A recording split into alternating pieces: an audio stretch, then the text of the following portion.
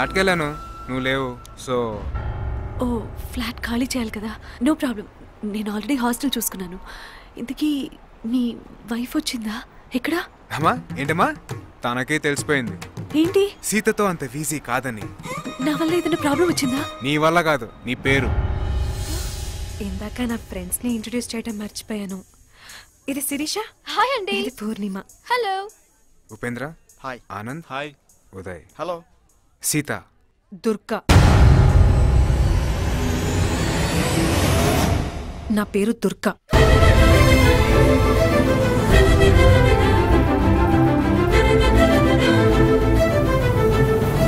అరగంటలో పెళ్లి చేసుకుపోయి అమ్మాయి పేరు మర్చిపోయి ఎవరి పేరే గుర్తొచ్చిందంటే ఆ ఎవరినో నువ్వు ఇంకా మర్చిపోలేదు, మర్చిపోలేవు కూడా. ప్రేమించేవాడే మొగుడు కావాలి కానీ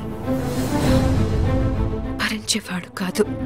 అంటే దుర్గా నువ్వు మంచోడివే, చాలా మంచోడివి.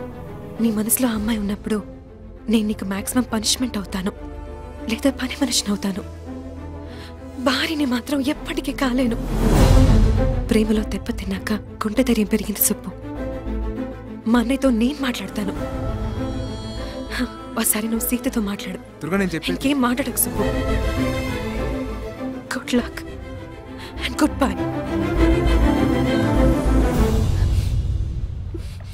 సరే ఇప్పుడు ఏం చేద్దాం?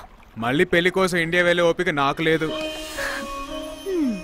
అయితే ఇక్కడే పెళ్లి చేసుకుందాం. అయితే ఖర్చు కూడా తగ్గిపోద్ది.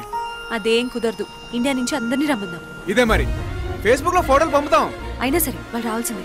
మళ్ళీ వాళ్ళు వస్తే వంకాయ అని, బిర్యానీ అని, ఇడ్లీ అని, సాంబార్ అని సాగు కొట్టేస్తారు.